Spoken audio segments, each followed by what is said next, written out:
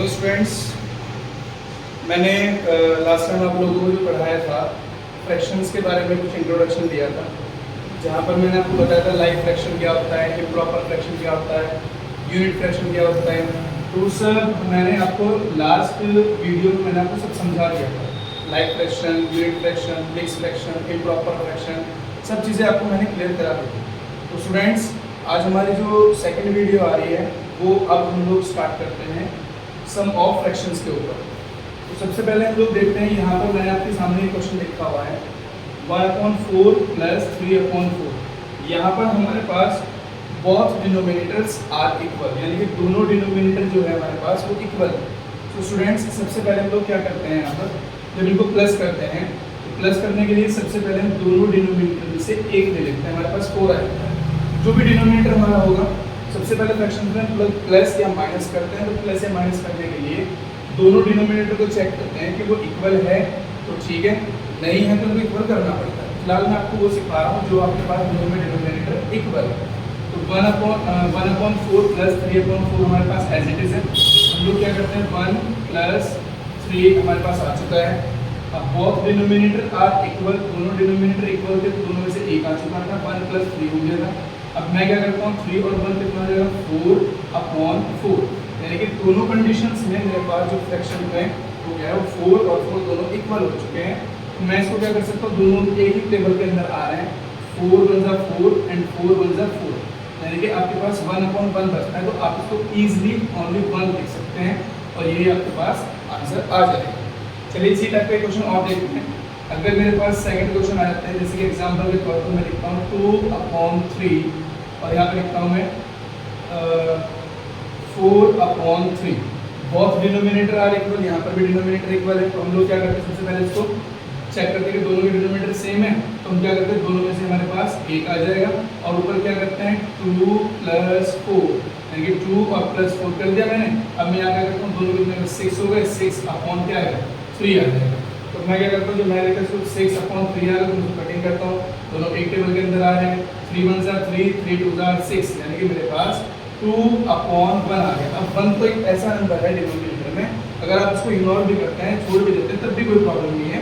तो आपको 2 लिख करके इसका आंसर आ जाएगा, ठीक है भैया। अब हम इसके ऊपर क्या करते हैं, सम हमारे पास जो हो गया ये 1/4, 3/4, 2/3, 4/3 आ गया। अब एक क्वेश्चन और ट्राई करते हैं हम लोग। जैसे मैंने यहाँ पर देखता हूँ ये कि मैं इसको लिखता हूँ 1/5 ले लेता हूँ और यहाँ मैं लेता हूँ 2/5, यानी कि यहाँ पर भी हमारे पास दोनों डिनोमिनेटर क्या है भैया, सेम आ गए। दोनों डिनोमिनेटर सेम आ गए तो सबसे पहला काम हमारे पास क्या होता है, दोनों डिनोमिनेटर से हमारे पास एक आ जाएगा यहाँ पर ये। अब फिर क्या करते हैं 1 + 2, ठीक है भाई, 1 + 2 किया तो मैं कितना हो गया, यहाँ पर आएगा 3/, ये हो गया मेरे पास 5। अब देखो, अब तक जितने भी मैंने क्वेश्चन किए हैं सब में एक दूसरे के टेबल को फॉलो कर लेते हैं। न्यूमरेटर डिनोमिनेटर को फॉलो कर रहा था, न्यूमरेटर डिनोमिनेटर को फॉलो कर रहा था, दोनों एक टेबल से मैंने कट कर दिए। लेकिन यहाँ पर ऐसा कुछ नहीं है, ऐसा कोई भी टेबल नहीं है जहाँ पर 3 और 5 एक टेबल के अंदर आ रहे हैं। तो हम लोग क्या करते हैं, ये हमारे पास इसको आंसर छोड़ देते हैं। तो ये हमारे पास क्या हुआ, सम ऑफ फ्रैक्शन हो गया। कब, जब हमारे पास सारे डिनोमिनेटर्स हमारे क्या हो जाएंगे, इक्वल हो जाएंगे। तो इसी तरह से मैं आपको कुछ क्वेश्चन देता हूँ, इसी इसका एक क्वेश्चन दे देता हूँ आपको, होमवर्क में ट्राई कर लेना है।